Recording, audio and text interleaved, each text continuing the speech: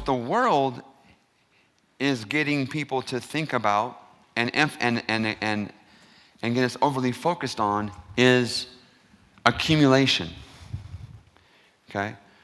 The world wants us all obsessed with accumulation. Okay? I call that saving to save. They want you saving to save. Okay? Accumulate a bunch of money now, so when you get older, you can then live off that money. Okay? It's saving for saving's sakes. More is always better. And when you're accumulating, saving to save, what does most of the conventional wisdom and advice encourage you to accumulate and save with? Paper assets, liquid assets, right? Stocks, bonds, mutual funds, right? Okay. So the conventional advice coming from the world is, max out your 401k, max out your IRA, put a bunch of money away every single year into stocks, bonds, and mutual funds. If you do this for 30, 40 plus years, then you too one day could be happy and retire successfully. Okay? How many of you guys have heard that advice? How many of you guys have pretty much only heard that advice? Okay? So let me tell you some, and I think that's okay advice if you are an employee. If you are an employee and you feel called to serve at a company and you're okay doing this for about 30 plus years, because what accumulation is, it's an addition strategy. Okay? It's addition. Say addition. It's addition. Accumulation is an addition strategy. But in the kingdom, we don't just get to do addition. The kingdom is all about what? Multiplication. If you're gonna play the addition game, it's gonna take you 30, 40 years. Okay? But the reason why you're getting all this advice is because there's a big industry called Wall Street in the investment industry that charges us fees on babysitting our money. Okay? This is a $1 trillion industry. And so, of course, all of the guidance and financial education,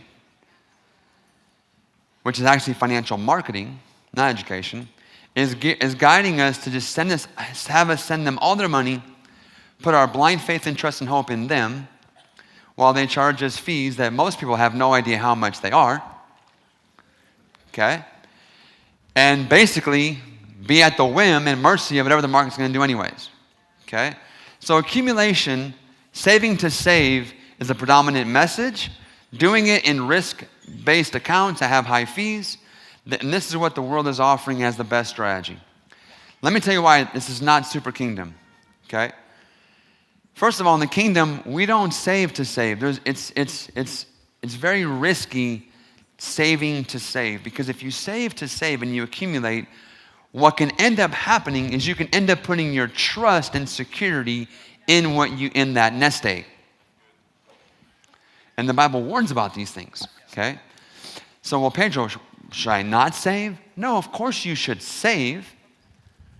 But as kingdom people, we don't save to save.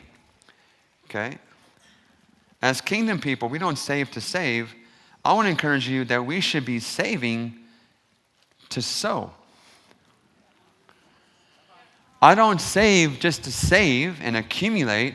I'm saving because I know that if I want to multiply, I must first sow.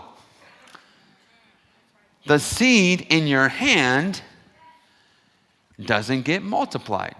Seed in the barn doesn't get multiplied. A lot of people get confused because they see people storing their wealth in certain places, but that's not how they made their wealth. But Pedro, I know a lot of rich people that have big stock market portfolios. Yeah, why don't you ask them how they got that money in the first place? It wasn't in the market. It was through real estate. Or they built and sold their company, and now because they sold their real estate or sold their company, they have millions of dollars. They got to put it somewhere. So they got some fancy broker at one of those big fancy firms in a big fancy office with big fancy suits, and they got talked into putting all of it in the stocks, bonds, and mutual funds. And if you ask that guy, he'll tell you he was making way more money when he was doing it by himself. So don't get tricked by how people store their money to how they made their money. Okay? So as a kingdom entrepreneur, we save money so we have something to sow when the time and opportunity arises.